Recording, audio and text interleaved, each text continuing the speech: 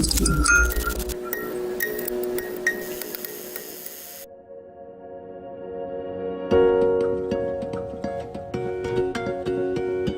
l'indépendance, donc jusqu'à maintenant, on peut dire que la gouvernance à Madagascar en général a beaucoup reculé.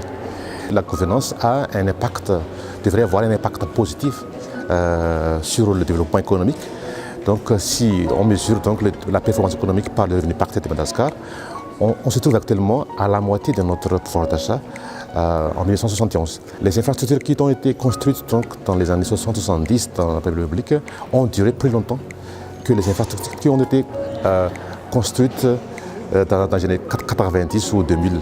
Pourquoi? Parce qu'il y a une mauvaise gouvernance, c'est-à-dire que la passation du marché à Madagascar est truquée de corruption. En termes d'éducation, par exemple, il est impensable de voir qu'après 50 années d'indépendance, 75% de la population ont encore le niveau en dessous du primaire. C'est impensable. Et après 50 ans d'indépendance, 93% des actifs se trouvent dans le secteur informel. Il n'y a seulement que 1,5 million de Malgaches qui sont salariés. On n'a pas fait donc une bonne politique économique. Il faut donc faire des réformes.